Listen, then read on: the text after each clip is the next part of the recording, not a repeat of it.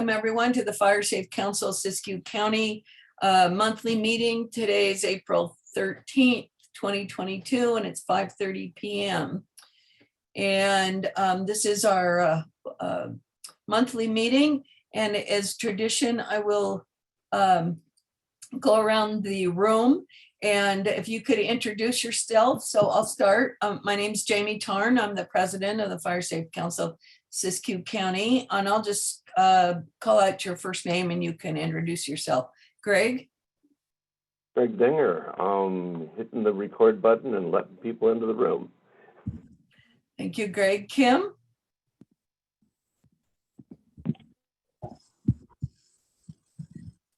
Kim, are you there?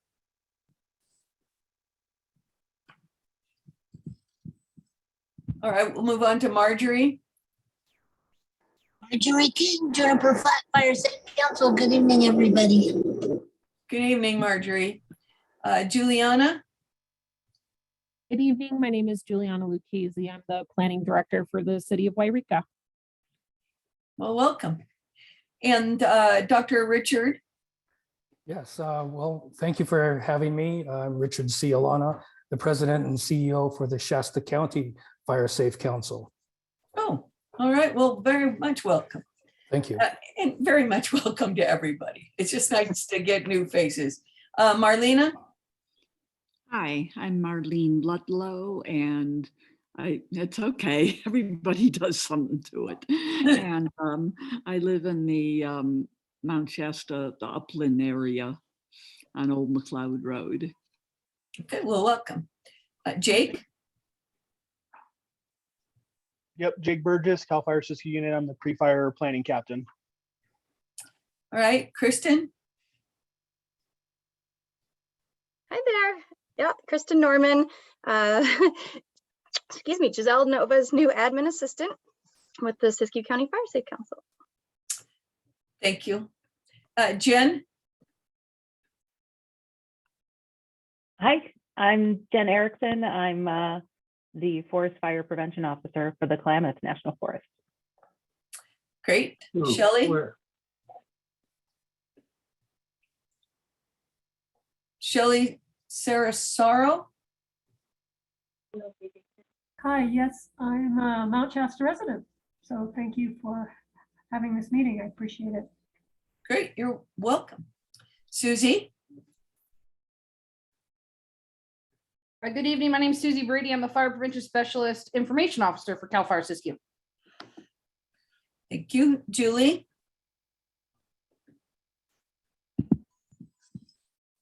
Hi, Julie Titus. I'm Wildland Fire Fuels Consultant for the local area. Thanks, Julie. Lindsay? Good evening. Lindsay Laschek with the Shasta Valley Resource Conservation District and Siskiyou Prescribed Burn Association. Thank you. Eric?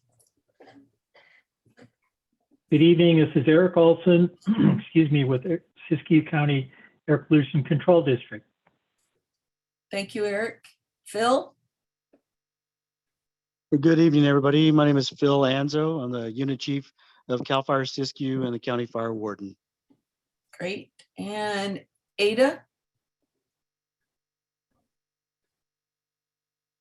Hi, I'm just a random citizen of Siskiyou County.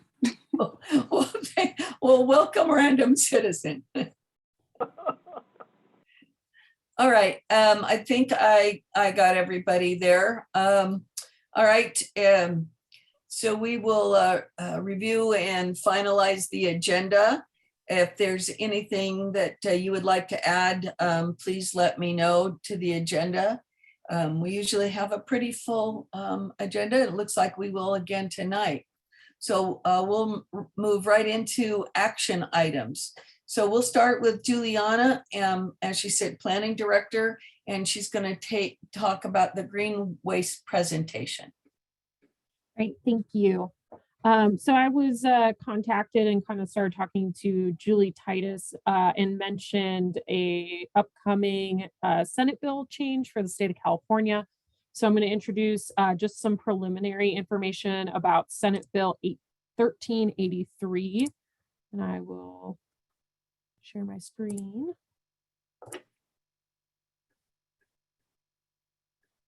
So this is a slide deck that was provided by Cal Recycle, who is the main entity who will be in charge of seeing through Senate Bill 1383, which is called the Short-Lived Climate Pollutants Act.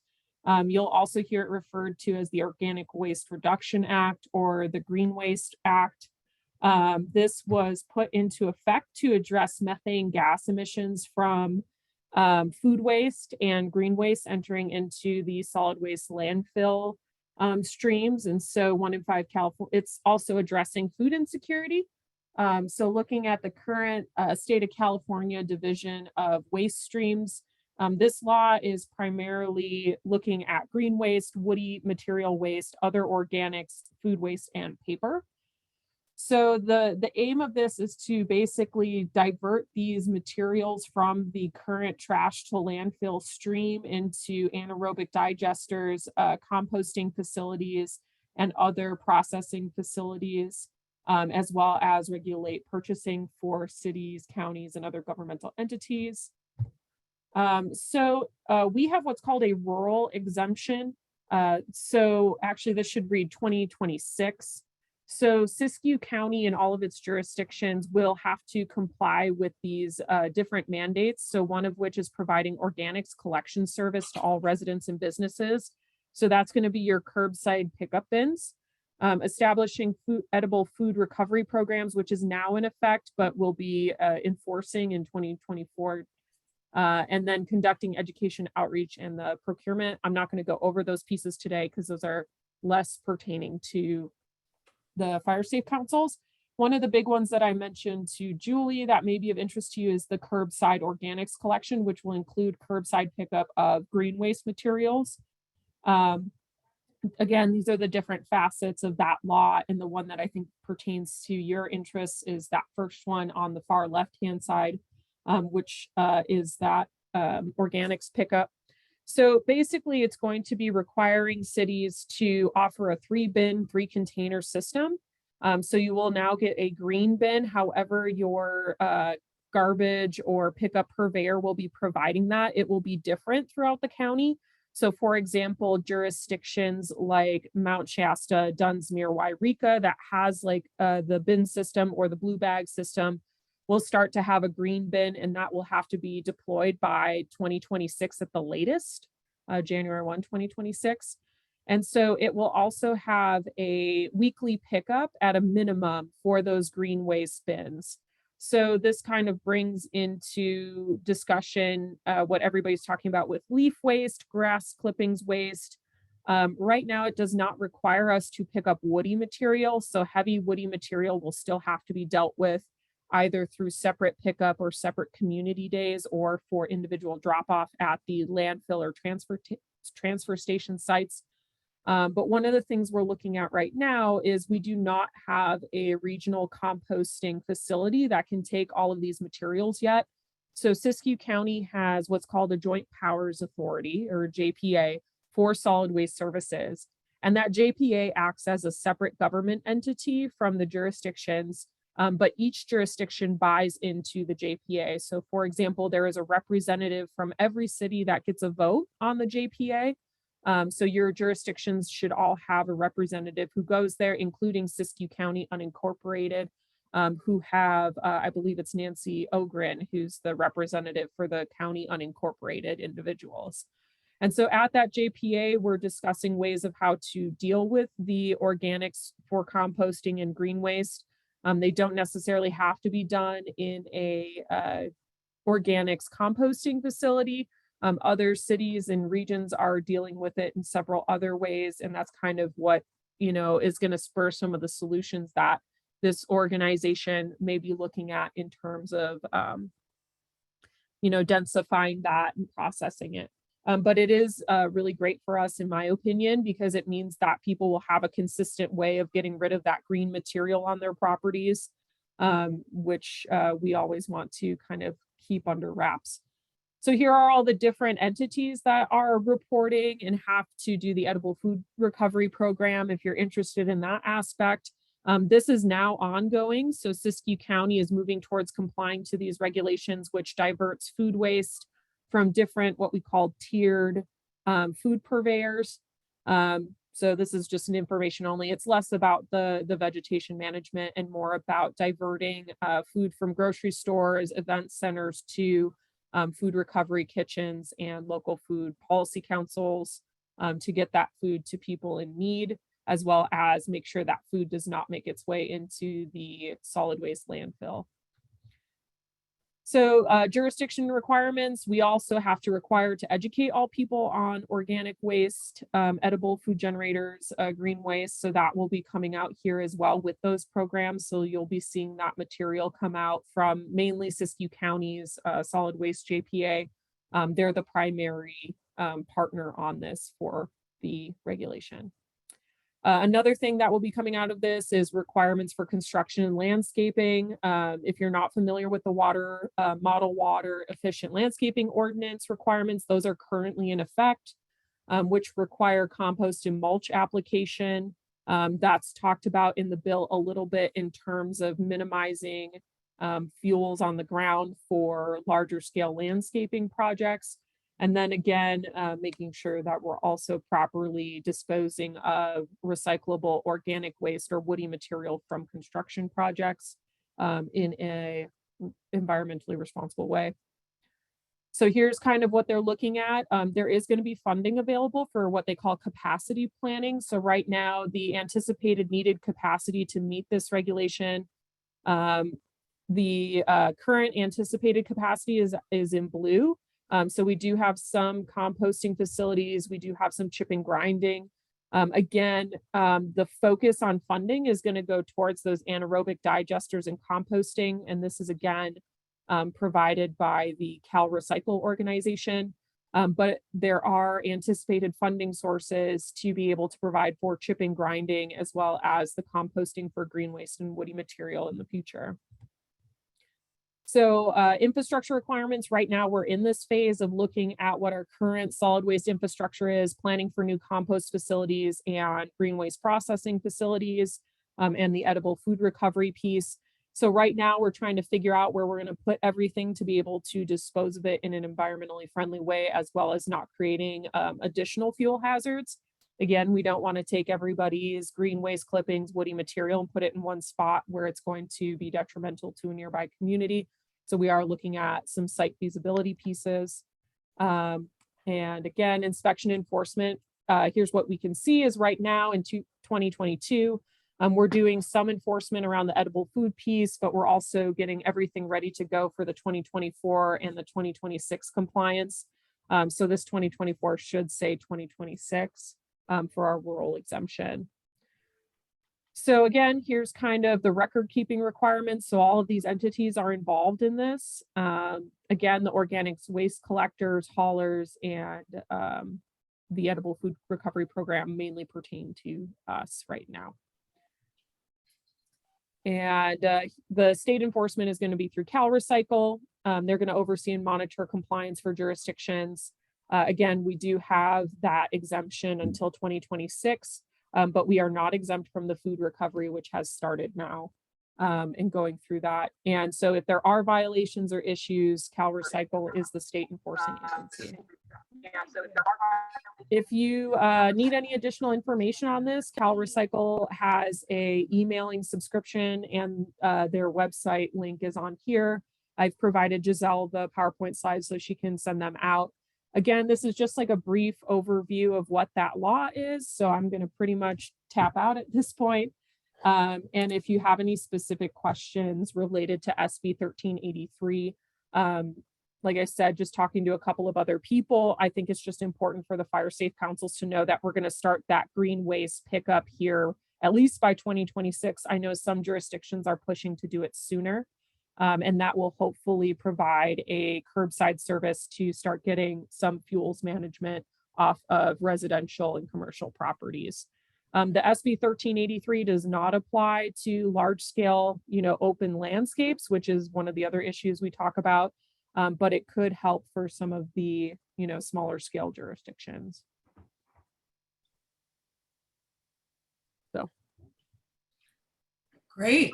That was a really nice summary, Juliana. I've been on the meetings and reading it all, and your summary was perfect because I think it's a rather cumbersome bill the way it's written up and hard to understand what it means for everybody. So thank you for that.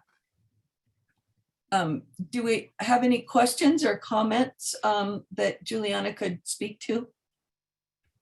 There's something in chat. Greg just asked if the slides were going to be available, and I sent those to Giselle, and she could probably email those out to everyone. I didn't have everybody's email. Will do. All right. I got a quick question for Juliana. Are the other areas, have you been sort of watching or seeing or noticing how other adjacent counties are rolling out, like Shasta or go east, to Lassen or all these other rurals? Have you had any dialogue or noticed anything with that? I haven't yet, only because most of those counties also qualify for the rural exemption. It'll be interesting to see how Reading rolls this out, because Reading is supposed to be doing this now. They're the only jurisdiction that I'm aware of that is not eligible for the rural exemption, so they would be rolling out their projects.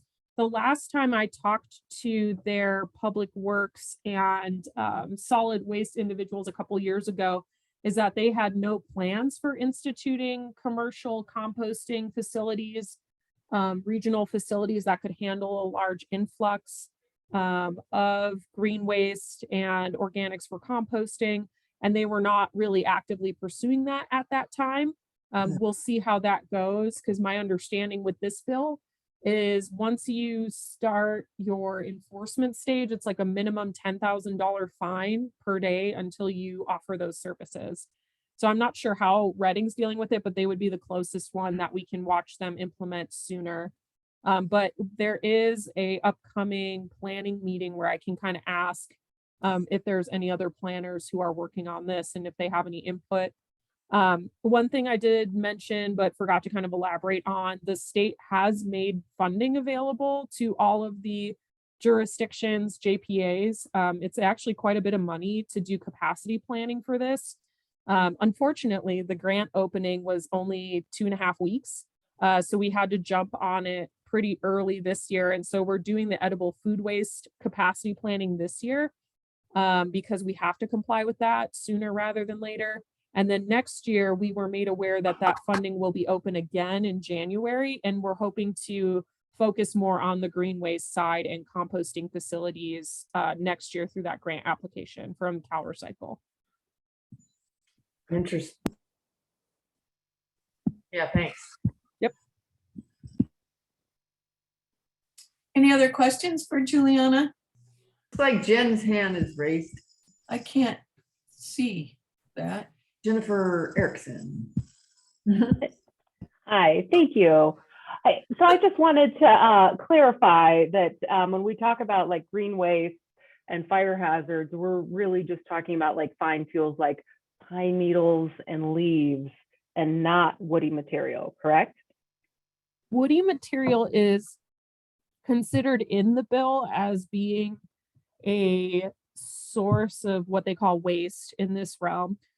Woody material was identified as a source of waste that should be addressed in some of these areas, but we are not required to pick it up on a weekly basis like we are the green waste bins, because at least the state acknowledged that woody material, green waste, and organics for composting are all 3 separate things, and that hauling woody material in those bins may be very difficult for a lot of jurisdictions to manage. But, that's something I can reach out to the CalRecycle people that we have in the region who are actually really great to work with and see what their intentions are with the bill on woody material, because I know that's kind of the bigger thing for us out here.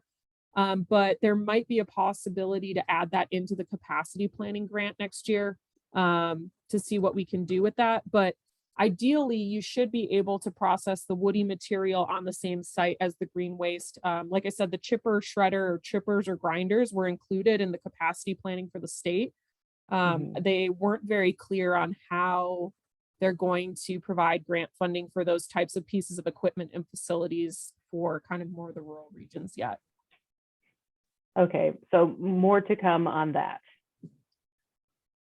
Yeah, and I will share anything that I get from them with you guys. And I know it'll be a consistent conversation we'll have at the JPA because we acknowledge that woody material is a, part of this conversation. And yeah, just to add to that, Juliana, because of course, we're last in the lineup of counties. I mean, it's been going on for years in other counties. And I was just down at my dad's, he's in Southern California. And it's if you cut up, lop up cuttings from, which includes woody, that are less than an inch, I call it, less than this, you can put a lot in those green bins and it makes a big difference. So I sure hope that you guys, that they're able to allow that. That's a good point. Yeah, I would assume they'd be able to take it if you were able to put it in smaller, manageable pieces. I would assume so. Again, it depends on the type of final regional composting facility that we get up and running. Ideally, if we were able to go for an anaerobic digester or some kind of biomass cogen type of facility, which produces energy, that could be a possibility. Again, I think they're not super clear on what kind of end product that they're looking at. They're just basically now mandating that green waste pickup.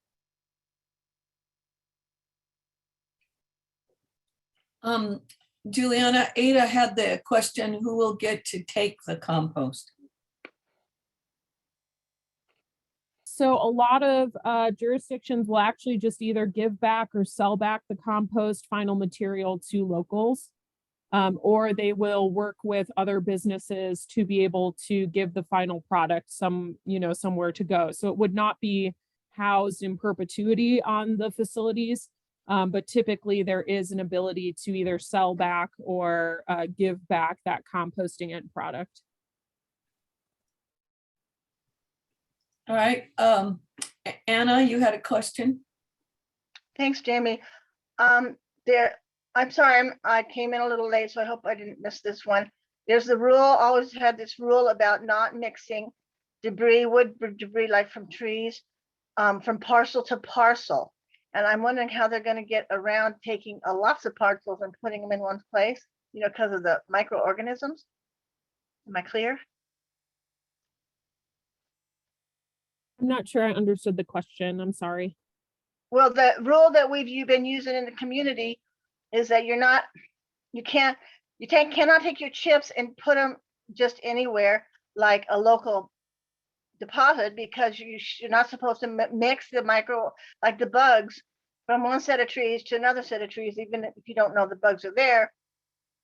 That's been like a rule of thumb.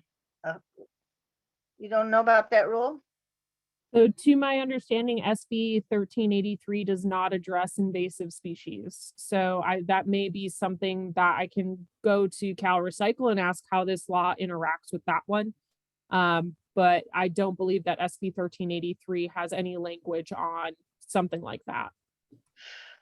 Well, thank you. I wonder if anybody else in this chat has knowledge of what we were always supposed to do in the past with mixing debris from different parcels. Yeah. And are you talking about moving wood from one region to another? So you're not introducing like beetles from one area to another? That's the one I'm familiar with. That's close, but sorry. It's all right. I'm just going to say what I've read on this new state bill. It has not addressed it either. Anything I've read that I've seen. Yeah, that's close, because the parcels even within my town, Dunsmuir, they never wanted us to make a pile because that was out of control. I'm sure the bark beetles are part of it. Thank you, James. Thank you. Eric has his hand up. Go ahead, Eric. Yeah, hi. I'm curious to know then what, with the implementation of this, I think someone else asked also, is who's responsible and who becomes owner of this material? Does it go to the winning bid? And more importantly, maybe more on topic, is how is this going to affect municipalities that currently use permitted burning to dispose of green waste that is collected as part of the community's fuel reduction projects? So for the first one, I can't really speak to the exact methods that would be taken. So basically, each jurisdiction puts out a request for proposal and bids out pickup services.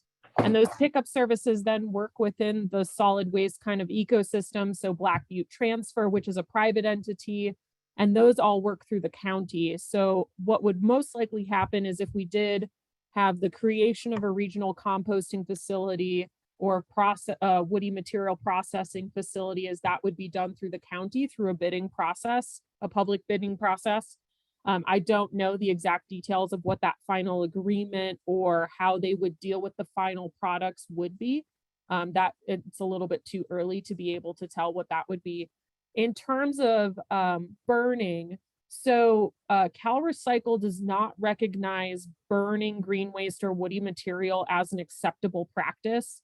So if facilities are doing that on their solid waste facilities, they don't typically tell Cal Recycle that because Cal Recycle doesn't recognize that as a appropriate way of dealing with waste.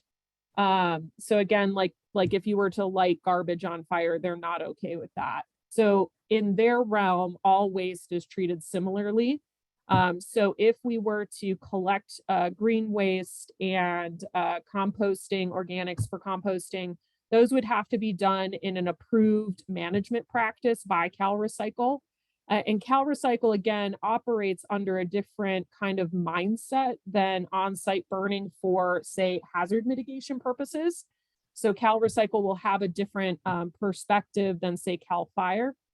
So if you are processing, small burn piles on a, shaded fuel break or something like that, this law would not be concerned with that. And this law, from my understanding of reading it, would not require you to ship those piles to these types of facilities.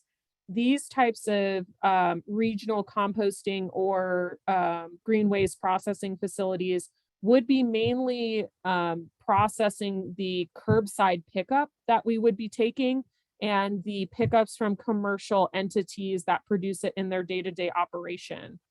So for example, the Shasta Timber products in Yreka would still be doing their thing, creating their chips their way, and their woody products. Same thing for Roseburg. They would not be required to now take them and compost them or process them through this build because that's a separate kind of system.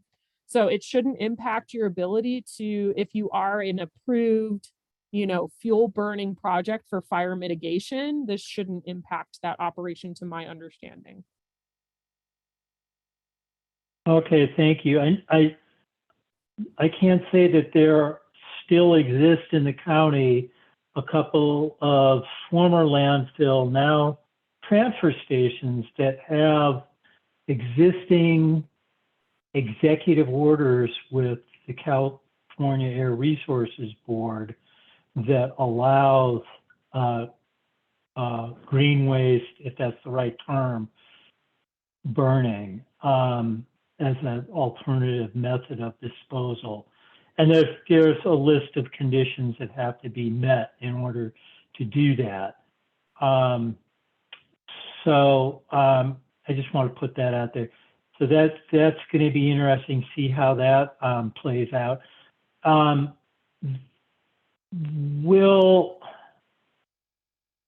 Once it's established that there are, green waste pickup routes, especially in cities, do you know if that will preclude people from doing outdoor burning to dispose of their green waste, or is it going to be part of this system that I heard what you said about projects, but I'm talking about individual homeowners, is that going to eliminate residential burning or other types of burnings, because this will be the only recognized method as part of the plan?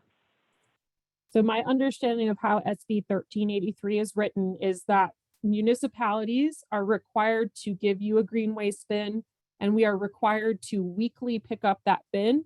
My understanding of that Senate bill is we are not requiring you as an individual resident to use that bin. Now, there are requirements for commercial operators that does require them to use that bin. But my understanding with the current SB 1383 language is it doesn't require you to use the bin. It just requires us to provide that.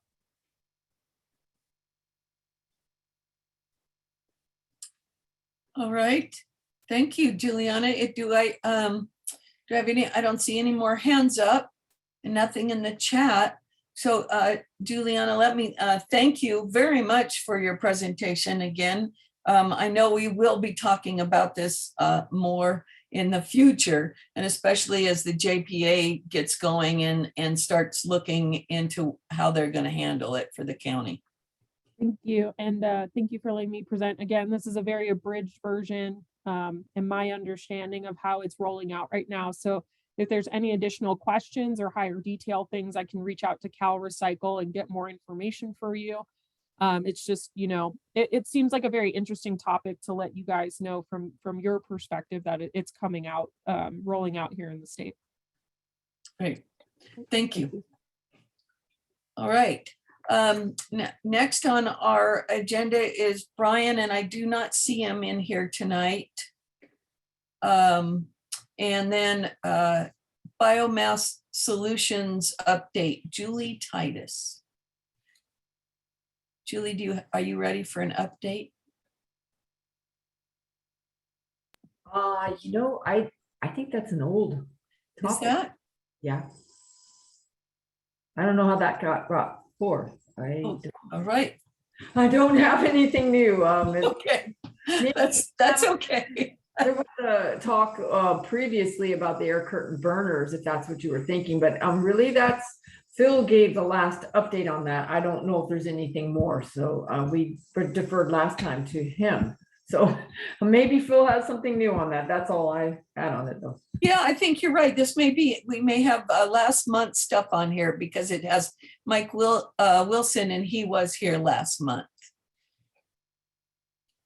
Yeah, Mike Wilson's supposed to come every month, and he usually does, but we're having a meeting with him tomorrow in person, so maybe that's what he deferred to. But he is committed to coming as the Northern California Regional Coordinator for Fire Safe Councils, and he's been here for several months in a row.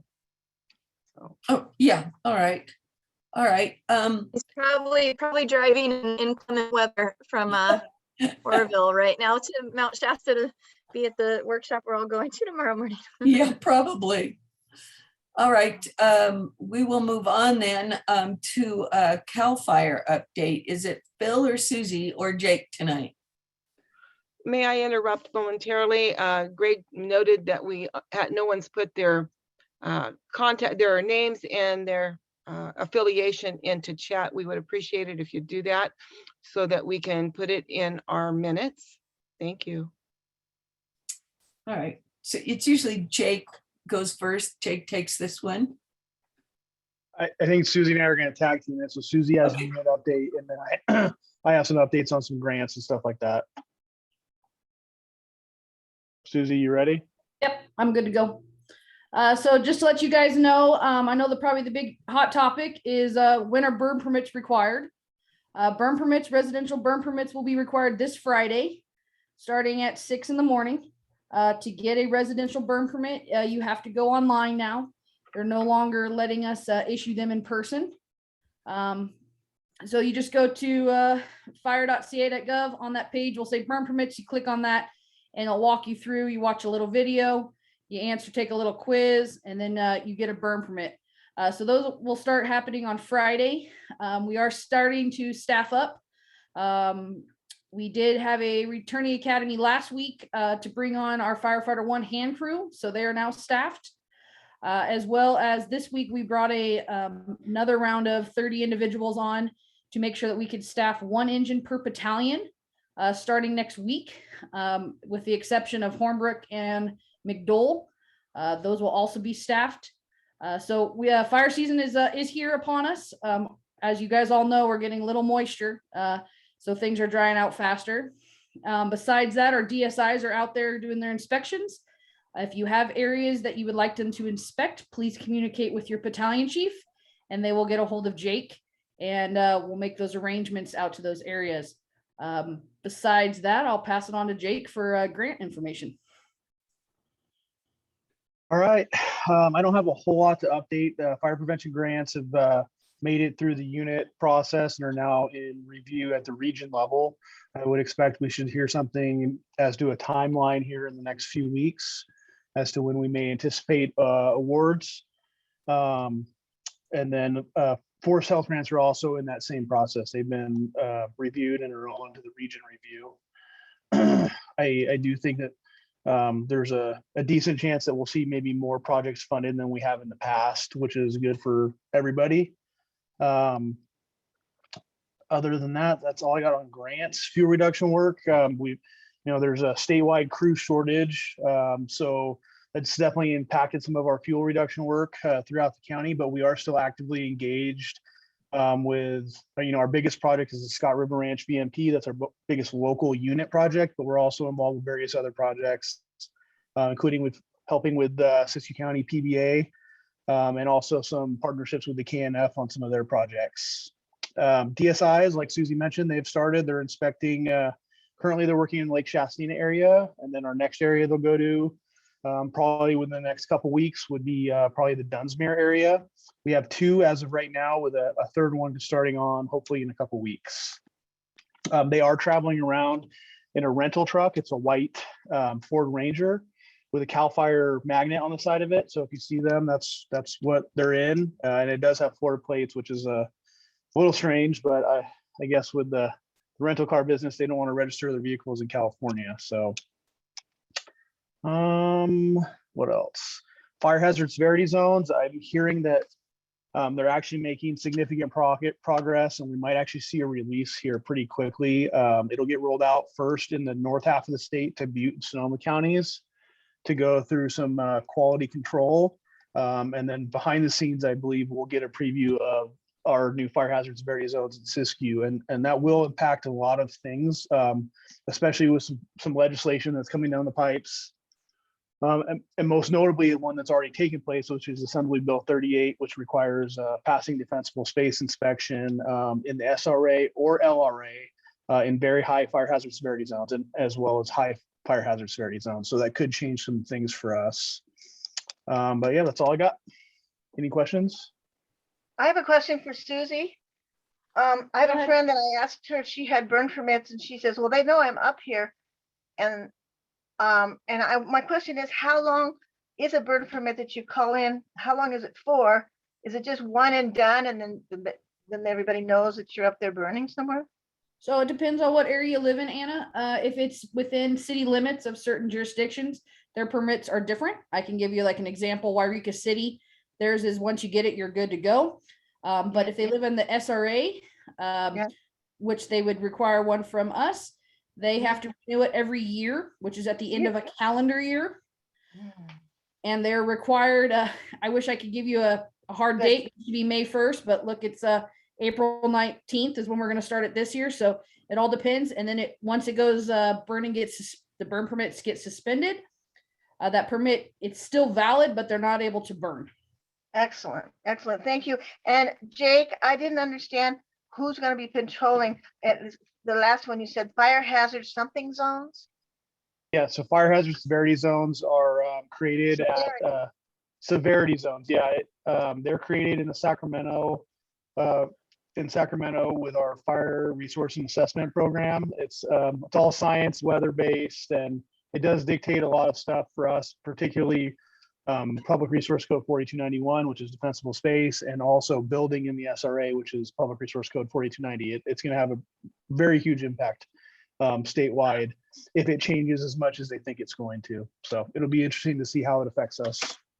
So if they get crazy on us, like things like the canyon I'm in Dunsmuir, it's not an east-west wind zone. So the fires that we get, things would be really different because we don't get north and south, and it's not as severe.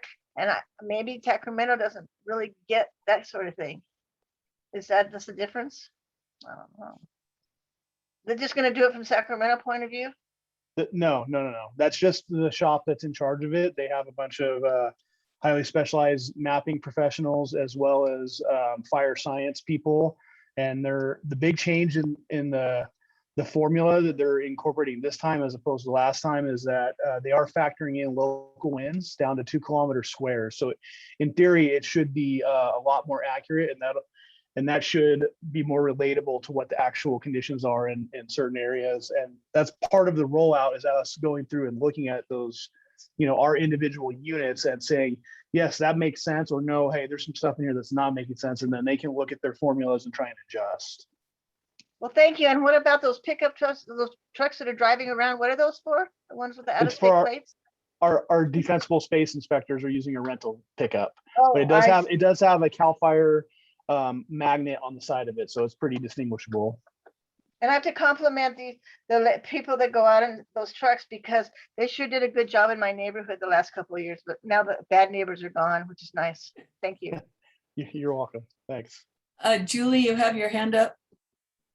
Yeah, just a quick question for Jake on that note on the new zoning and looking at the new hazard ratings. Are they going to work hand in hand with the other agencies, or do you know if they already are? It's always nice when there's, that coordination. Just curious. Well, so they only pertain to SRA and LRA because that's the only things that our legislation pertains to. So it will not have, to my knowledge, any input from like the National Forest or U.S. Forest Service. But as far as local cooperators that have a stake, they absolutely will have some input into it. And I believe that there's a signing and there's a whole process. It'll be my first time going through it. The last one, I believe, was updated in 2008, 2007, maybe Chief Anzo remembers, but it's been a while. So it's kind of a new process, and there absolutely will be some local input into it, is my understanding. Yeah, that's the what you described in the winds, to have more finite local winds is really good. That's good news. Yeah, it's huge because in the past it didn't have that wind component. And like Anna was saying, in Dunsmuir, or if you live in Lake Shastina or you live in Scott Valley, they're all very different environments. You're well aware. So yeah, I think it'll be good. It'll be interesting when we see them. All right. Thank you, Jake and Susie. And we'll move on to Forest Service update. Where'd you go? Jen? I'm here in the snow. I guess with that, I'll start out actually with some news that I heard today, that someone drove over Grayback Road and they had 18 inches of snow up there. So, didn't they just open Grayback like last week? They did. So, but anyway, I thought that was good news that you guys would like to hear. That comes on the heels of our press release showing that we had an average of 16% snowpack on the Klamath National Forest sites. So, okay, so in no particular order, right now we're working on doing our permanent fire hire for spring. The folks that we hire would be on in time for fire season. We are anticipating a shortage of positions being filled. I don't think that's news to anybody. Roughly, we're looking at about 70% of our positions will be filled. That's what we're thinking. We just started this week with the perm hire though. So that's to be determined, but that's kind of how it's shaping up. So some of our engines are going to be 5-day effective going into fire season. We had that same situation last year. Let's see. So we've got, we're looking to schedule a cooperators meeting around the first part of June. Still waiting for some things to fall into place on that before we send a date out. We have a detailed deputy forest supervisor named Sitka Pence. She's about 3 weeks into her detail, and she's here from Montana. She's got a strong fire background, and we're happy to have her. She's already been great. So Chris Sexton is on a detail down to the Mendocino National Forest as the forest supervisor. Let's see. So Josh couldn't make it tonight, but he wanted to let you guys know that the region is still working on ranking the Stevens Funds projects. So we don't have any updates on that. We did have some underburns on deck ahead of this weather that came in. One was is up at Scott Bar Mountain, and then we had a couple other underburn projects out on the Goose Nest Ranger District, Van Bremer and Erickson, and that is the place that we've been burning for some years on the Klamath. We've been doing a little bit of pile burning up on Ore Mountain too. The last thing I have is we got a hand-me-down mobile curtain burner. So Eric, I'll be giving you guys a call. One of our southern forests was getting rid of it. So they gave it to us, and we've got some little fixes to make on it, but hopefully we'll be able to get it up and running eventually and see what that thing can do, and be able to share that information with you guys to see the viability of this as a tool for disposing of green waste. That is all I have, unless anyone has questions. All right, I don't see any questions up. So thank you very much, Jen. Thank you. All right, up next then, Lindsay, are you still with us tonight? I am, because our board meeting got rescheduled to next week. So I am still here. Yeah, no big updates here for the Prescribed Burn Association or the RCD. I mean, we're really busy, mostly doing a lot of planning and CEQA in anticipation of implementation. We don't have any more burning plans for the spring season. Mostly looking to try to find more funding to support the Prescribed Burn Association. The one kind of implementation project coming up is the Azalea fuel break on I-5. We are just about ready to award that contract, and so hopefully they'll be able to get going fairly soon here. I think that the Fire Safe Council is moving on their side of I-5, but we're responsible for the east side of I-5 on Azalea. So hopefully we'll get that moving here this spring. But yeah, other than that, just spooling stuff up for the fall. So quick update for me. Great, thank you. Any questions for Lindsay? Okay, I will move on to the, do we have Shasta Valley RCD? I think so.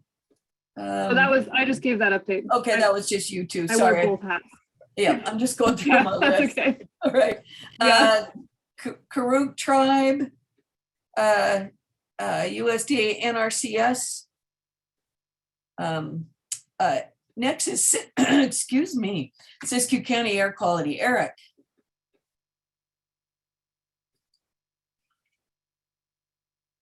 Eric, do you have an update? I don't believe, I don't have any updates. I just want to say I look forward to seeing the air curtain incinerators in action in Siskiyou County, devouring some of this excess fuel that we have here.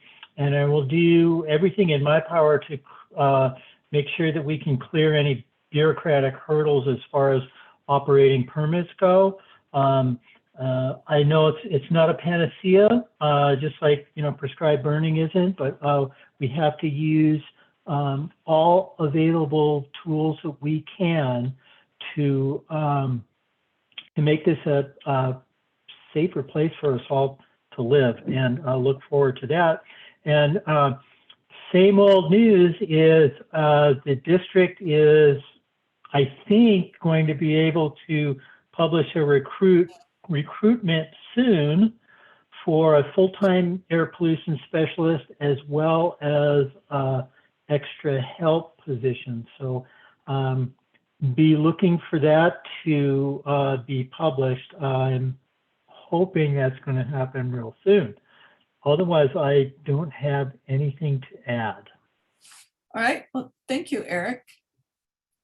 All right. And I don't believe we have anybody from the Siskiyou County Sheriff's, Pacific Power, Scott River Watershed Council, CHP, Siskiyou County Natural Resource Update, Stephen, the Wyden Amendment funding update. Anything on that? Hang on. Yeah, I am. Yeah, we have put in for a couple. We put in as the Fire Safe Council of Siskiyou County fiscal sponsor in the Dunsmuir and Mount Shasta area. We put in for 2 fuel reduction projects, and one in Dunsmuir from Cantera down to Siskiyou Avenue overpass, and South Mount Shasta along 89, all part of the 89 project or adjacent to the 89 project. We're also as fiscal sponsors in the Mount Shasta area, working on the I-5 Azalea project on the west side of the road that Lindsay talked about, and we're about to get going with that. We've also received another grant for the CEQA process for Caltrans from the Azalea to Truck Village on all sides of the road there. So we'll be putting that out to bid and getting a contractor to do the studies and complete the CEQA on that piece. And we're also working on Old Stage Road with a fuel reduction project up in the Eddy Drive subdivision. We've completed about 140 acres of the 150 promised. We're getting real close. We're hopeful to do a tour of that soon, hopefully with some media. And then we have proposed, well, that's far as the Stevens goes. There's other things going on too. So maybe I'll just wait and sum it up in a minute. Okay. Great, thank you. Mount Shasta Bioregional Ecology Center, Forest Management Task Force update.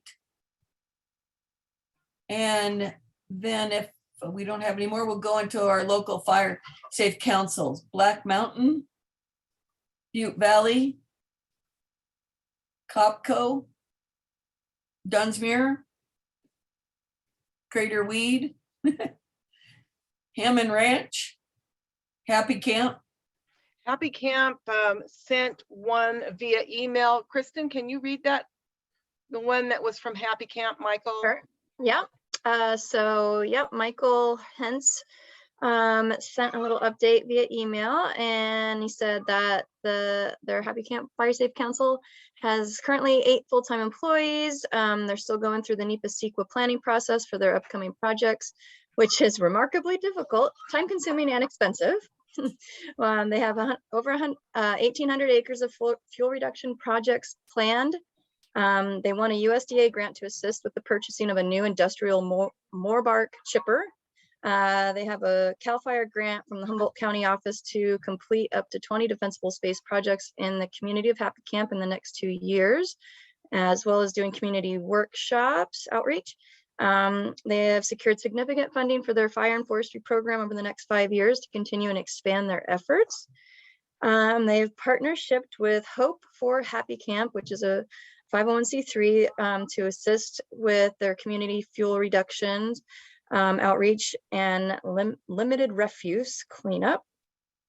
And they also have some Stevens fuel reduction projects in the Klamath National Forest that he added some documentation for. So yeah, they've got a lot going on.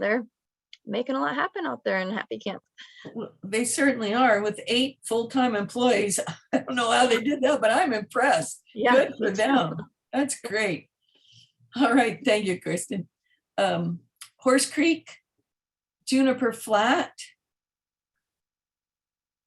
And Marjorie also sent an email update to us that I can read through as well. We She's also have on, Kristen, she's oh, on. she's on. Oh, there she is. Never mind. I'll mute myself. Go ahead. No, no, Marjorie, are you with us still? Here. Okay. So yeah, the landowner, the revised landowner packet did go out in the mail. I thought the printer did a real good job. Looked real good. Probably most interesting thing is we canceled the wildfire community preparedness days and the Big Spring School fire safety contest, poster contest. So we usually did preparedness days once a year in the school. We haven't been able to do either of those things because of COVID. The last time I did one, we spent it was about $2,500 a week. We gave away 16 string trimmers. So put a lot of work into that. We had a lot of exhibitors. And it just felt like a bad investment of time and money this year because just as I was already pretty concerned about how things were going to go. And then just kind of tentatively getting ready to dive into it. And there's a community not 10 miles from us that was already under a mandatory evacuation. So I just said, no, this is it. There's going to be a fire. There's going to be an evacuation. I just think the risk is too high. And that event is absolutely nothing without CAL FIRE, Susie and the firefighters there and the Forest Service people. So that off. So we had that valued in the grant at $2,500. So we decided to contribute $2,500 to the grant fund to help cover the cost of the evacuation signs, and the sign installation went way up right after the project started. So it was approved. We had an approved budget and got just starting to get into the project, and the cost went way up. So I've been looking for ways to cover that excess because I just couldn't see cutting back on the evacuation sign in any way. So that's the main thing. So because I do think that face-to-face contact with the community is very important, educational outreach, being out in public and meeting people is really important. So instead of doing the community preparedness days, I've been watching for other, and I think I mentioned this in a recent meeting, you don't have to organize your own, just go piggyback on anywhere where there's going to be a lot of people and ask them if you can set up there and start talking. So I've done a couple of these in the past. We organized dog vaccination licensing clinics in Shasta Vista, and those were very successful. This is very appropriate. Dogs, people don't evacuate if they can't take their animals with them. People do evacuate and leave their dogs behind. It's a problem. You see firefighters out there rescuing dogs and burn dogs. It's a nightmare for everybody involved. The animal control has to go out there and catch them or feed them. It's just a mess. And even when you're evacuating, you have a dog in the back of your pickup truck and it's tied to one side and it's not used to be in the truck. It jumps over the side and hangs itself. That can hold up traffic. So it's very, very appropriate, I think, to focus on pet evacuation. So I shared the CAL FIRE brochures on evacuation. Which is also a challenge here. People don't want to evacuate. I think that's true everywhere. But and also on their tip sheet on pet evacuation. So I just wasn't really sure how to do that. I know standing around handing out brochures is pretty close to useless, really, in the long run. So I decided I'm putting together a kit. I went through the CAL FIRE list of supplies you should have on hand to evacuate your animal, and I purchased one of each of those. By the way, Mount Shasta Vista Property Owners Association donated $500, and that's the money I'm using for this. And all the things, the leashes and the food dishes, I just purchased one of each, and so we're doing another one in April, and I will put those things out there. I think visual learners are going to respond more to seeing the objects than seeing the list. Some people can't read the list, just give it to them. So I just like this. And then we can, there's something to handle. And maybe people stop and we discuss why each piece is important and so on. I also purchased some tethers, those cross-tie tethers for the back of a pickup truck. People need to have their dogs safe in the back of the truck. Get out of here. Everybody's safe. No holdups because of any kind of drama. So that's it. We're doing another one April 21st. We may do one every month for a while. We'll see. Looking for other opportunities. Rescue Ranch is going to invite me to something they're doing. They're doing a puppy adoption, an adoption event. And so we think you adopted a puppy, you're ready to keep it safe. And I think that's about it. All right, thank you very much, Marjorie. It's quite a bit. As usual, you're always active in getting things done. Thank you. Anything from Klamath River, Lake Shastina? Yeah, Lake Shastina has a RAC grant for Chipper Days, and that's again with the Fire Safe Council of Siskiyou County as fiscal sponsor. So we've been working with the Shasta Trinity to get our final documents and grants and agreements squared away, and they're looking forward to starting soon and doing as many parcels as they can. And they're have a little group that gets together pretty regularly, not a real Fire Safe Council meeting, but a group of working activists out there. So anyway, they're doing good. Thank you. Lower Scott River, McLeod, Mount Shasta. Well, I just kind of gave you a breakdown already of Mount Shasta and all of our fuel reduction projects. We've got 3 fuel reduction projects, a CEQA project, and we've applied for several more through the CAL FIRE grants, through the Stevens grants, and then I can speak as the Fire Safe Council of Siskiyou County. Maybe I can do that in open forum. We've got some things going on there as well. Okay. Giselle, I was wondering, is Juan still working here or is he gone?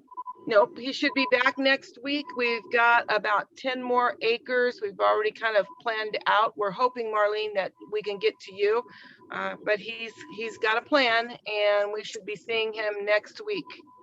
Oh, okay, great. And I also wanted to mention that,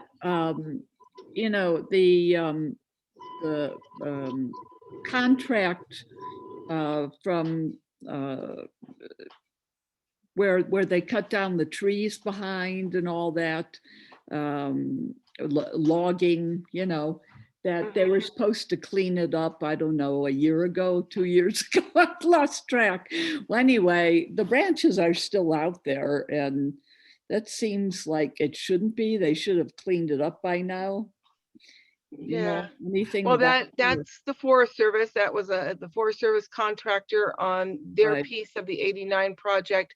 And Anna Wright is who we should be talking to. And I can give you her number later and you can give her a call. Okay. Or I can call her and we can ask what the heck's up. So yeah, because it just seems like, that's a good thing to start burning as it's really dried out by now. Right.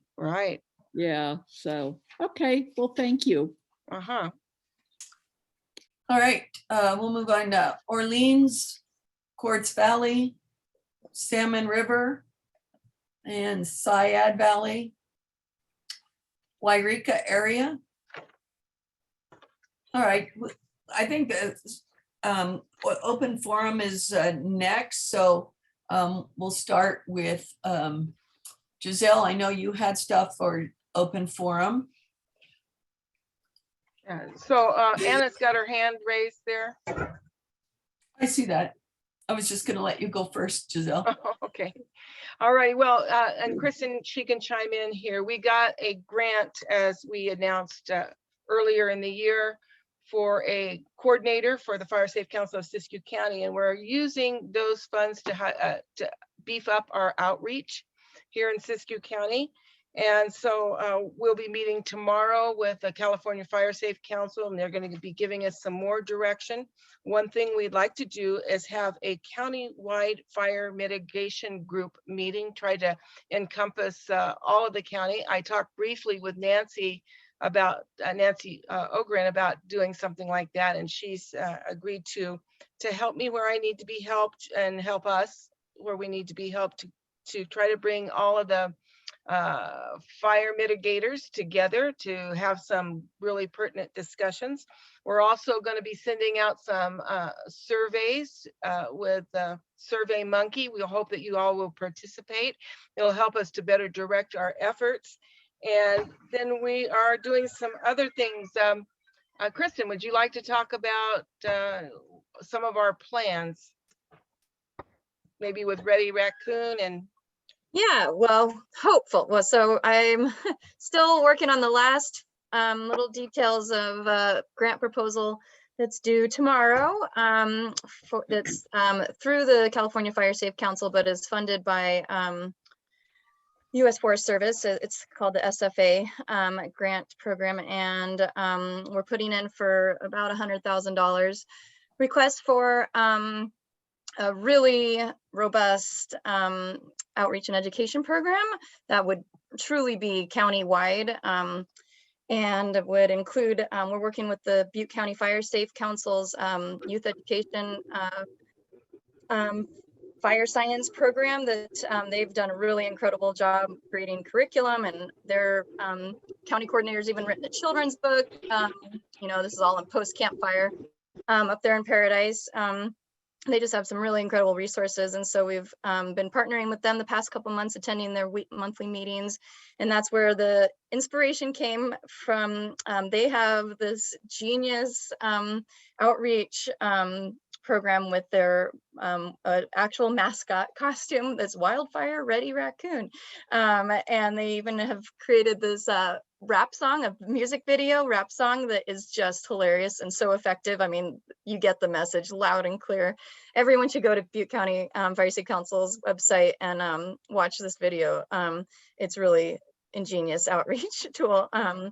And, you know, they have all the students from Paradise and all the, you know, firefighters and law enforcement. They're all like rapping on this video about what you should do to get your home more wildfire ready. It's really awesome. So we're hoping to kind of jump on their bandwagon with this, getting this funding to buy our own mascot costume and hire a seasonal, it's a 2-year grant cycle. So hire like hopefully a work study intern through COS or something like that, to have somebody that's 100%, you know, focused on doing these outreach and education projects, and get like a good house, bad house, custom doll house demo thing that we can take in a big fancy customized pop-up tent, and a bunch of, you know, event booth accessories to make us really branded and visible. And we're using some of the county coordinator grant funding to get a bunch of promotional customized, you know, flashlights and first aid kits, and kind of like what Marjorie was saying, getting practical promo swag that we can give out at these events that people can actually use to start their go bags with. And of course, fun stuff for kids, little promotional things for kids. So yeah, so the county coordinator grant has, you know, paid for my position. That's increasing our capacity to have time. Giselle can't do it all to even write this new grant that we're hoping will take us to an even higher level with our outreach and education. So yeah, just trying to get that critical mass so we can really get Shasta, I just moved from Shasta County, so I'm used to saying Shasta County, Siskiyou County, a lot more wildfire aware and resilient and prepared. So that's kind of my gig, what I'm up to. All right, thank you, Kristen. Giselle, you're muted. Thank you, Kristen. There's also Dr. Richard Cialana from Shasta County, and they're having a home hardening event that we did put the information on our website. Dr. Cialana, would you like to tell us about that, or would you like to talk about it, Kristen?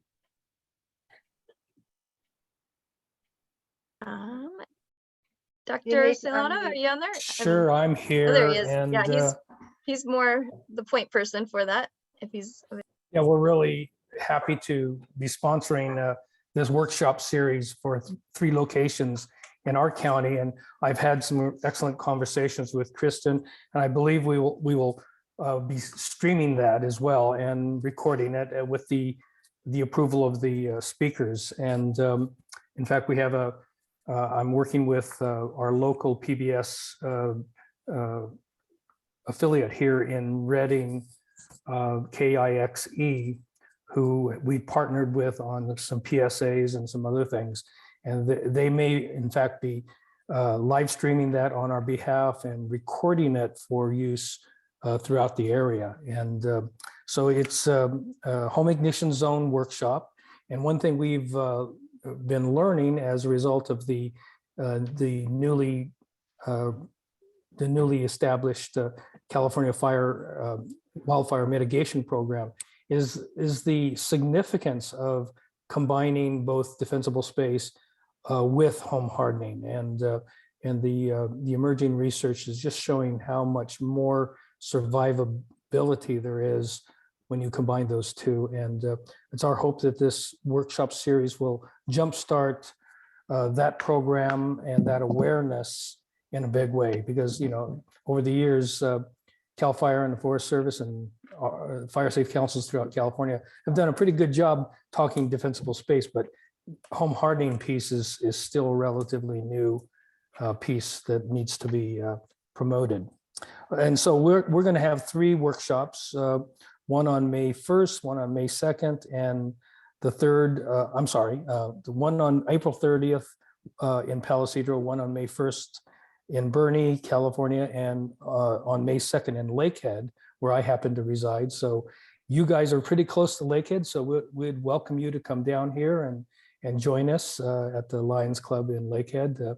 However, as I indicated, I think we are going to be streaming this, so we'll, as soon as I've made those arrangements, I'll pass that along to you. May I speak now? Just a second. Well, thank you. Thank you, Dr. Cialana.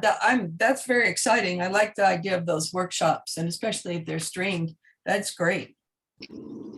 Yeah, and I'll add to that I talked to Pat Derlin is the workshop facilitator, and I was actually contacting him to see if we could get him to add another day onto his stint up in Northern California and do another workshop up in Yreka, but he wasn't able to. But I got to have a great conversation with him, and man, he is going to be an incredible resource, and hopefully a lot of people can access those workshops, and then the streaming would make it even more accessible, obviously, and longer term too. So thank you, Dr. Cialana, for doing all that and partnering and sharing all your hard work and resources with us. And also wanted to give a shout out that they're also gonna hopefully lend us their outreach trailer for some events this spring. I've been talking to another person at the Shasta County Fire Safe Council about that. So just wanted to say thank you for being here, and it's been great to talk with you the last couple of weeks, and both of us are excited about growing the partnership between our neighboring county safe councils. All right, Anna. Yes, the update on Dunsmuir is there's big things happening here, big 200-foot tall things. The PP&L, Pacific Power, has this project that impacts the whole town, and there's like 3 new telephone poles, fiberglass, huge things, replacing the wooden poles. They're doing it everywhere, and they take down the wooden poles and put up on the wires. These wires are made to not spark as they fall down in a windstorm or something. And they're held apart from each other with these jigsaw pieces. There's like 4 of them between a pole. They hold the wires apart. It's really a massive endeavor, and it's aimed at wildfire. And it is really one of the biggest steps I've seen from a corporate entity. I mean, we have UP, and we have all kinds of stuff like that down here. And these poles, and it just drives you crazy when they dig the holes in front of your house, but you have to put up with it. And they've cooperated, like they weren't notifying houses.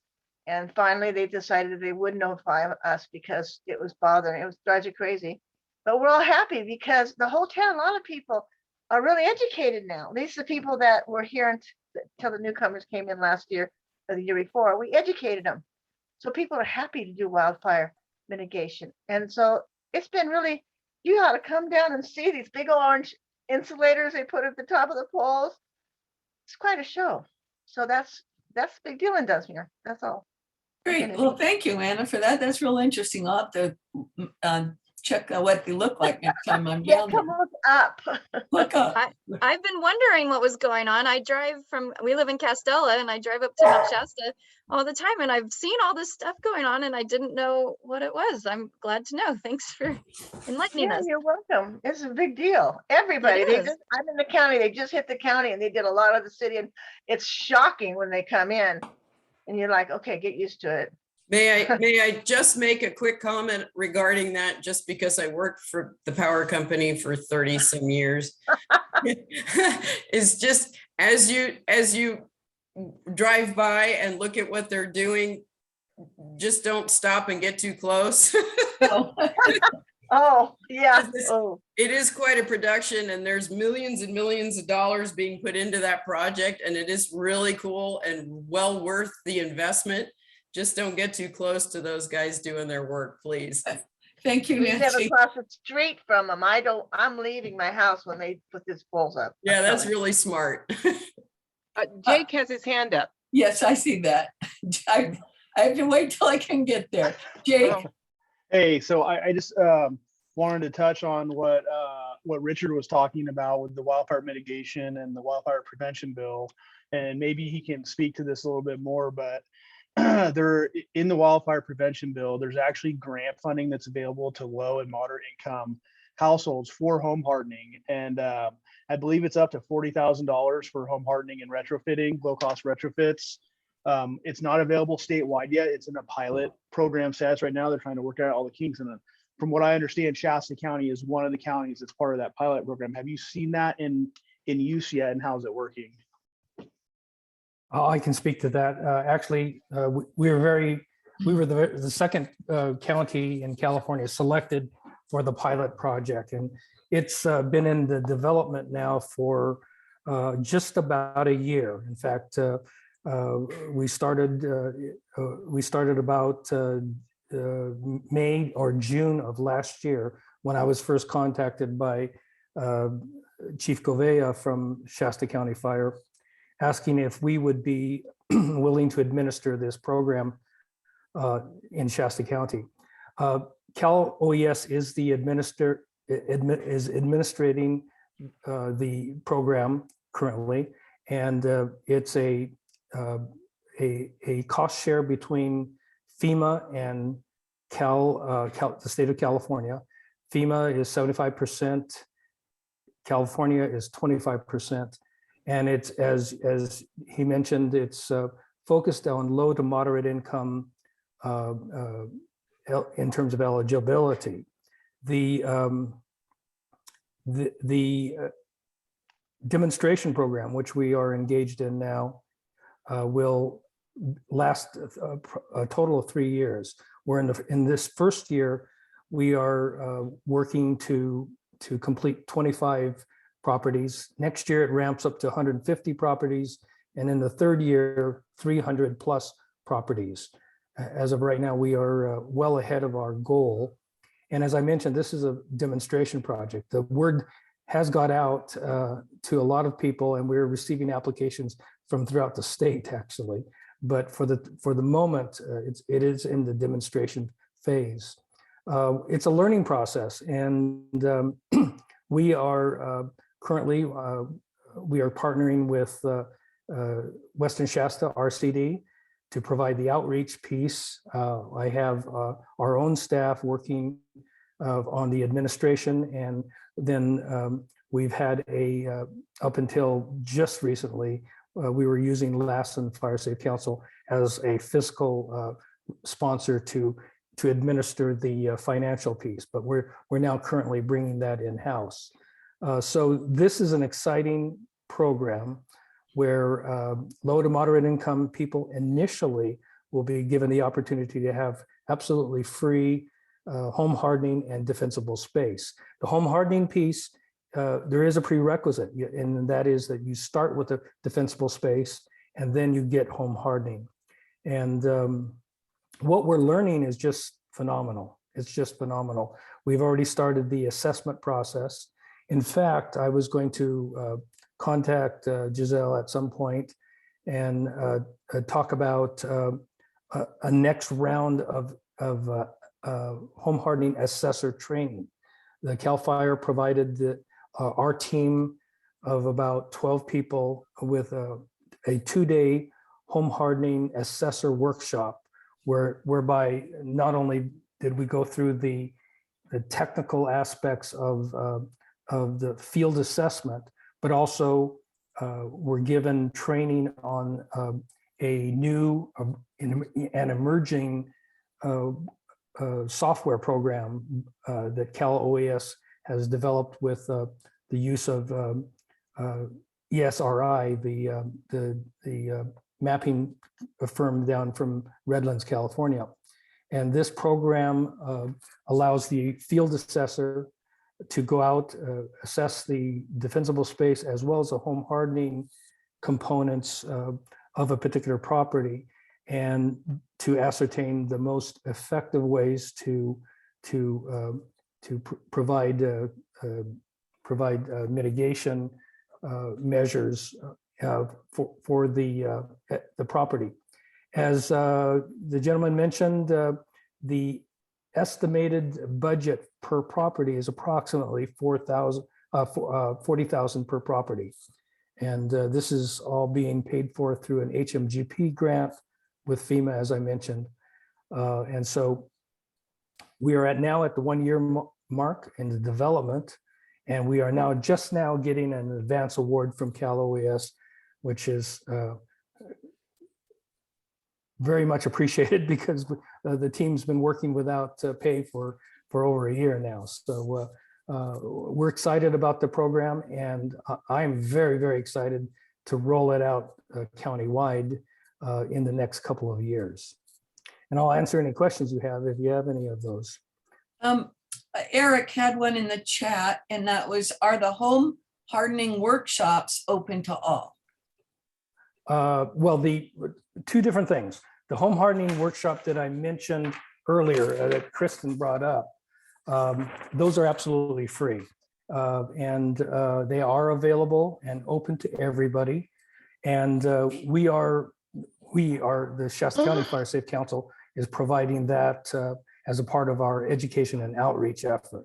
It just so happens that we are trying to take some of this new information, emerging research, and lessons learned from the demonstration project and incorporate them into this workshop and pass that on to the public. I'm very excited about that. Yeah. So there's a third piece here, and that is that we are going to do another round of assessor training, and we will certainly invite our partners from Siskiyou County Fire Safe Council to be a part of that, because I think it's a very, very vital I training. shove avocados up my ass. Oh boy. Up my Yeah, ass. excuse me, I'm removing quite a few people here. We've got Okay. some in. Okay. Sorry for that. No problem. The assessor training. Hey, shut the fuck up. Is Shut where up. Stop removing. we will have CAL FIRE come in, provide the training on how to conduct the actual assessments, the home assessments, and we hope to make that available to our neighboring fire safe councils and partners. All right, do we have any other questions for Dr. Solana? No, that covered it pretty well. Thank you. I appreciate you for touching on that. So with the pilot program, or once you guys are through the demonstration phase, then it'll get rolled out to the rest of the state. That's my understanding, correct? Well, that will be up to the governor, actually, but that would be the intent, and everything's pointing in the right direction. The first county that was selected was San Diego County, and in that case, they're using their local county fire department as the administrator for the program. The second county was Shasta County, and they've selected us as a 501c3 as a demonstration administrator. And I think that will give them a nice perspective on what can and cannot be done using private resources versus public resources. And so I have to be honest with you, when we were first approached and we heard FEMA funding and Cal OES funding, we said, wait a minute, how long will this take? And I have to tell you that we've been so pleasantly surprised with the cooperation and the professionalism that this particular Cal OES team has shown in administering this project. We have weekly project team meetings. I hold a project team meeting with my team, and which consists of about 12, 13 people. And then at the end of the week, we have a weekly planning meeting with Cal OES. And that's been going on for just about a year now. So as we roll this out, we are continuing to capture lessons learned and hope to be a good model for all the other communities throughout California when this rolls out. The intent is that we'll have a 3-year demonstration period and then roll it out to statewide. Yeah, that's amazing. Thanks for touching on that. I'd be willing to bet that it'd be interesting to see the differences between the Fire Safe Council and the local government doing it. I know from a unit perspective, if we don't have a county fire department here, right? And so who does that fall back to? To me, it makes most sense that it is ran through a 501(c)(3) or something like that. So I bet you that's the more lasting model of the two, if I had to guess. But it'll be interesting to see how it works out. Thanks for taking the time. Yeah, well, having been on both sides of the fence, so to speak, I worked in local government for many years. I can tell you that this will be a great opportunity to look at best management practices in each of the two organizational settings. And so I'm very interested in seeing what kind of good information we can capture, because ultimately we just want to make sure it's a successful program. Absolutely. Yeah, thank you. I think it looks like Julie has her hand up. Yeah, I got a Go ahead, Julie. I got a quick question. This is interesting for Dr. Solana. Do you think that they will be able to utilize the new hazard rating maps coming out to help, of course, the demographics and low income, there's that, but there's also the hazard ratings, and that's so important as they roll out the needs across any county. For instance, with the Carr fire, there was places where the hazard was really hot. Just curious if that's been thought about. Our CAL FIRE partners and trainers, the CAL FIRE, of course, provides the technical oversight and assistance on this. They have a separate team that discusses these issues as they come up. In fact, every single week, as our assessors go into the field, we're learning new things and having new questions, not only for the software developers, but also the technical folks. And the issue of wildfire severity zones and has come up many times. And ultimately, if and when this is rolled out statewide, they hope to use the latest models that are available. So I don't know if that's an answer to your question, but I know they are discussing it. Yeah, and they're continuing to revise those models and those that information and that criteria. Yes, thank you. Any other questions on that topic? I mean, it's very exciting, like everybody has said, and looking forward to seeing the results and outcome. So thank you very much. I'll say one last thing, yes. Jimmy, and that is up until this moment, the OES has asked us to be really tight-lipped about this program, in part because we are in the very, very, very final stages of the HMGP grant process through FEMA. And the moment FEMA gives us the green light across the board, then we hope to do a big splash and a big outreach, communication to the networks and all, to inform them of that. And I think they're just being very cautious until they know for a fact that this partnership between the state of California and FEMA is going to work really well. Yeah, it kind of makes sense. Want to make sure that they got everything together before they let it out. Right. All right, great. Still open forum. Do I have anything else from anybody? I would want to apologize for the interruptions we had. We went to the passcode months ago after we had a terrible experience with intruders, and I don't know how they got in, but I hope it wasn't too terrible for everyone tonight. We'll keep that going. Giselle, do we have any actions for next month? Oh, excuse me, Giselle. I have my hand up for Thule Potts. Tully. Hi, sorry. I'm Thule Potts. I just wanted to introduce myself briefly. I've overlapped with a number of you. I'm the North Area representative for the Sierra Nevada Conservancy. We are a state agency that works throughout the Sierra Nevada region and has worked throughout a lot of the neighboring counties. As of January 1st, 2022, our jurisdiction was expanded to include southern Siskiyou County, a little bit of additional acreage in Shasta County, and northeastern Trinity County. So just wanted to say hello. Thank you for having me tonight. I look forward to overlapping and supporting the work that you guys are doing within Siskiyou County. We're a non-regulatory agency. We do primarily convening and funding of a lot of programs. I'll put our webpage address in the chat box, but we anticipate an upcoming wildfire recovery and forest resilience funding round this summer, likely in June or July. So I encourage you to take a look at our website and reach out with any needs or concerns or anything the Sierra Nevada Conservancy can support you guys with. Thanks so much. Great. You're very welcome to be here, and we're glad to have you. And yeah, if you can put your name and your address or your contact information into the chat, now we can keep that for our records too.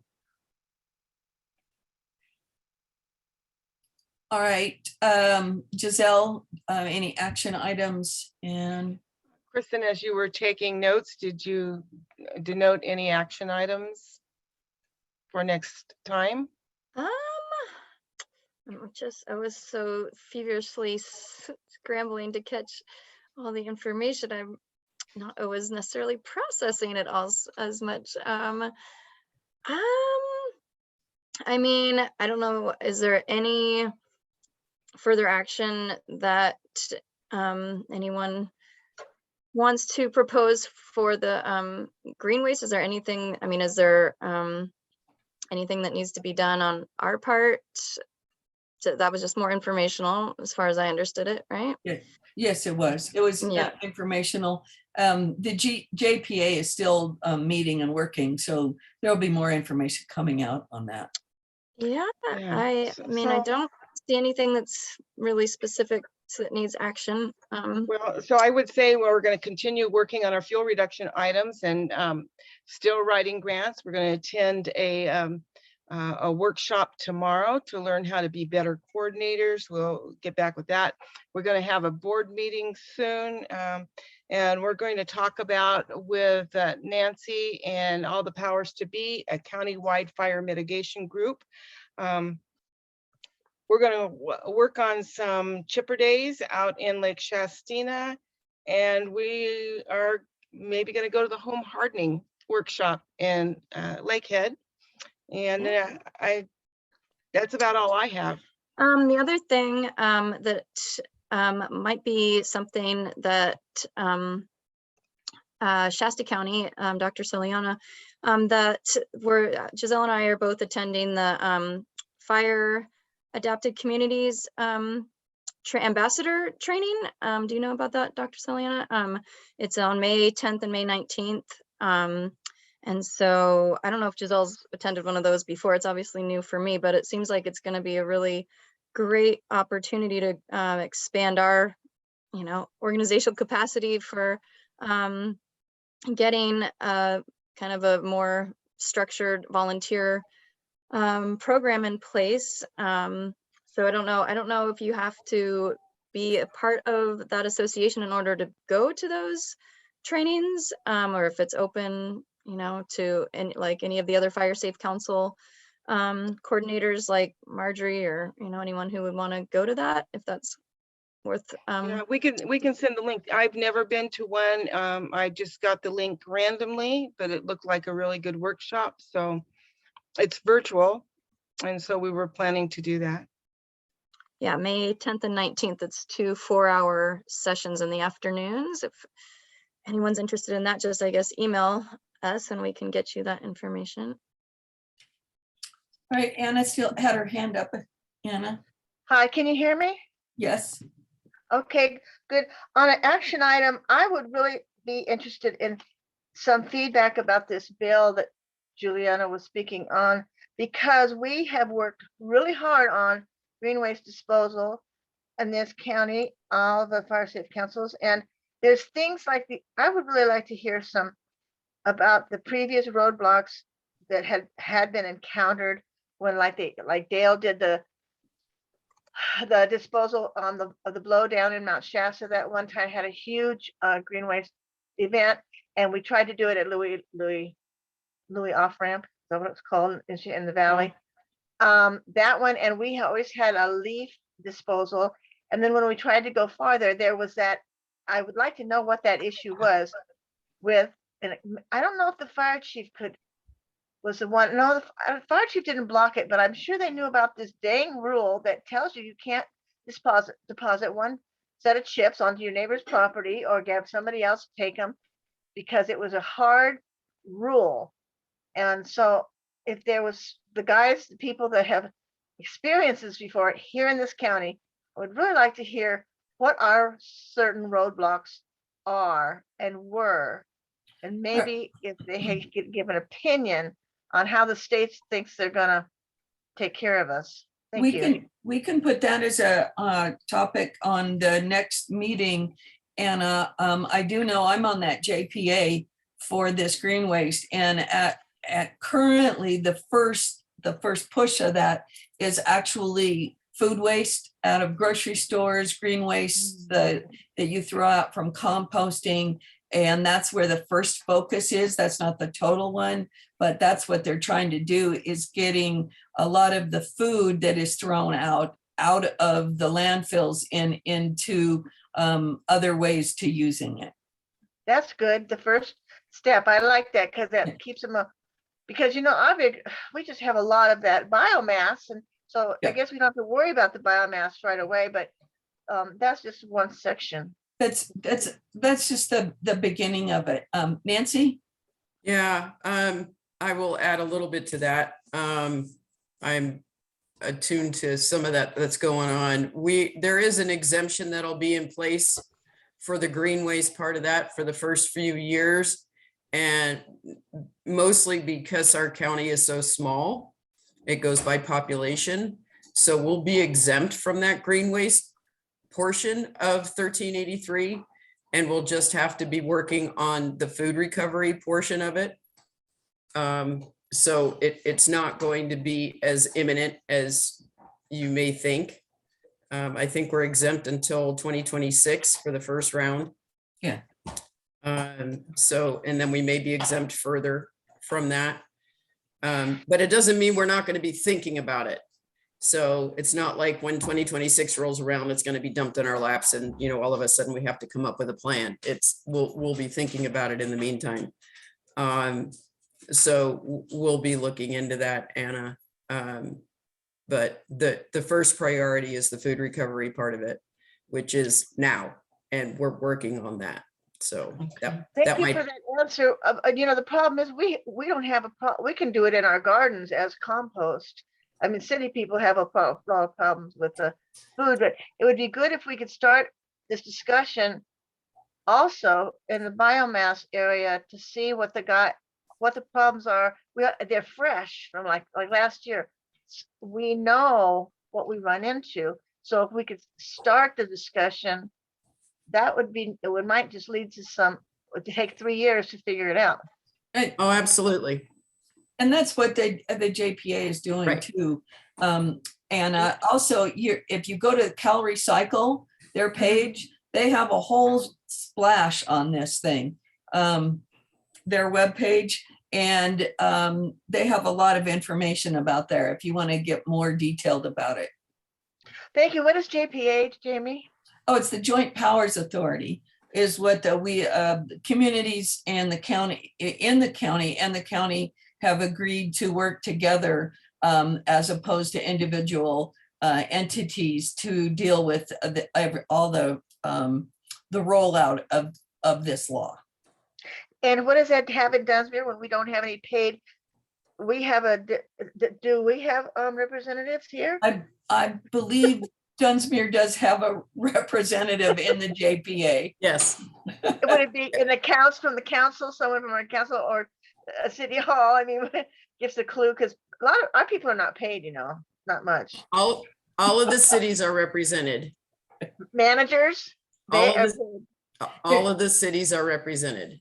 There's a representative from each entity, Anna. It'd be nice to know who that is, but I'm sorry, I don't want to be bad girl, so I want to insist, because you can never tell. Call your Dunsmere. I don't know who it is off the top of my head, so just call Dunsmere and ask them. They don't know. Thank you. One more Dunsmere update is that they are tentatively planning a community meeting wildfire/forum this May the 7th in Dunsmere at the community center. More details to come. There'll be several speakers, OES, and several more people are going to be there. We don't have the details yet, but we'll pass them on as soon as we do. The leader of that, Linda Sheben, her mother is 103 and she's spending a lot of time with mom. Yeah. And so other things are not as, she's very, very active. So we'll just see what happens with that, and we'll keep you posted. All right, thank you. Thank you, Giselle. Well, if I don't have anything else on here, I believe our next meeting is May 11th. Our board meeting will be meeting here in the next week. Excuse me, our board will be meeting in the next week, and we will be discussing whether we go back in person or we do a hybrid of our meetings. So thank you everyone for attending tonight. I thought it was a great meeting, lots of great information. Yeah, thanks Jamie for leading it. Thanks you guys. All right, good night, everybody. Good night, thank you. Thank you. So Giselle, don't leave quite yet. Okay. Oops. Let's see. So when just a second, Greg, if you want to stop recording, go ahead and yes, please do. Yes, please do.